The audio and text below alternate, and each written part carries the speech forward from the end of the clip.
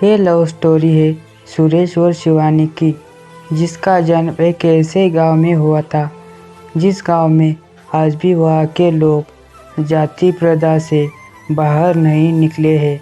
लेकिन उसी गांव में सुरेश नाम का एक लड़का रहता था जो जाति से दलित समाज का था। वह अपना घर चलाने के लिए बच्चों को ट्यूशन पढ़ाया करता था। सुरेश हमेशा बच्चों को सही राह पर चलने की सीख देता था। शिवानी भी उसी गांव में रहती थी और वह सुरेश को अक्सर बच्चों को पढ़ाते हुए देखा करती थी। शिवानी के पिता गांव के ही मंदिर में पुजारी थे। शिवानी रोज सुबह मंदिर में पूजा करने जाया करती थी। सुरेश भी मंदिर के रास्ते से ही बच्चों को पढ़ाने जाया करता था। अक्सर दोनों एक दूसरे को देखकर नजरें झुका लिया करते थे। सुरेश गांव के बच्चों को एक बरगद के पेड़ के नीचे पढ़ाया करता था। कभी कभी शिवानी भी उस जगह आ जाती थी। सुरेश शिवानी को मना भी करता था कि तुम यहाँ पे मत आया करो, अगर तुम्हारे पिता ने देख लिया तो समस्या खड़ी हो जाएगी। गांव में अक्सर जाति धर्म के कारण बहसबाजी हुआ करती थी। सुरेश इन लड़ाई झगड़े से दूर रहता था। सुरेश शिवानी को बचपन से ही जानता था और वह यह जानता था कि शिवानी बहुत जिद्दी है।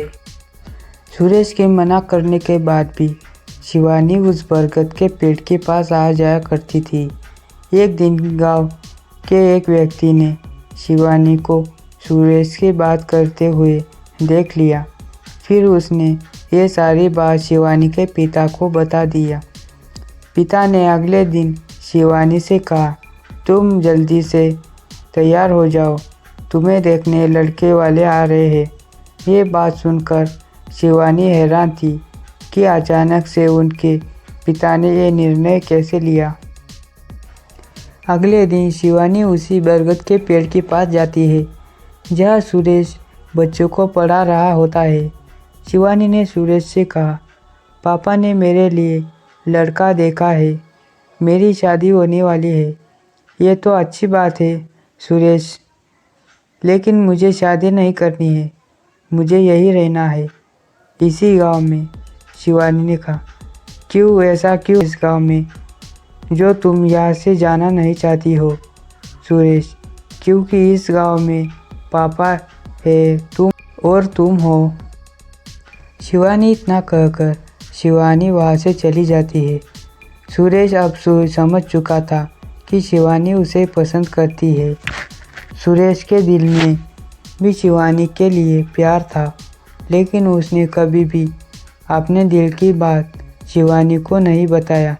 सुरेश ने गांव की जातिवाद समस्या की वजह से अपने प्यार को दिल में ही दबाया रखा था। लेकिन जब शिवानी ने उससे कहा कि उसकी शादी होने वाली है, तब सुरेश की दिल की धड़कनें तेज हो गई थी। लेकिन उस समय सुरेश ने शिवानी के सामने ऐसे बात किया मानो जैसे कि उसे कोई फर्क ही नहीं पड़ता हो। अब दोनों के दिल में एक दूसरे के लिए प्यार था, लेकिन उन्हें समझ में नहीं आ रहा था कि अपने प्यार का इजहार कैसे करे। अटलाटा शिवानी का रिश्ता तय हो गया। अगले महीने उनकी शादी होने वाली थी। 2 हफ्ता में शिवानी ने किसी को यह कहते हुए नहीं देखा कि उसका रिश्ता पूरा हो गया है, क्योंकि अब वह घर से बाहर नहीं गई। सुरेश अब उसी बरगद के पेड़ के पास जाकर शिवानी के पुरानी बातों को याद करता है। उसी अब कोई रास्ता नहीं देख रहा था। अगले सोमवार को शिवरात्रि पूजा थी।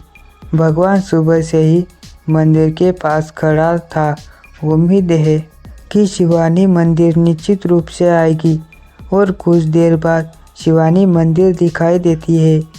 सुरेश इंस्टेंट मंदिर के गेट के पास चढ़ा हुआ पहाड़ शिवानी की नज़र पर भरोसा करता है, जिसे देखकर मानस मान जाता है। जब शिवानी पूजा करके मंदिर से बाहर निकल जाती है तब ससुर मिलने का इशारा करते हैं। दोपहर के समय उसी बरगद के पेड़ के पास दोनों मिलते हैं।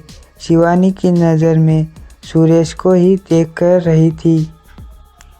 सुरेश अपनी नज़र नीचे करके कहता है, शिवानी जब तुम मेरे पास रहती थी तब मैं कुछ फर्क नहीं रखता था और न ही मुझे कुछ महसूस होता था, लेकिन आज जब तुम दूर जा रही हो तो पता नहीं मुझे अजीब से बेचैनी हो रही है।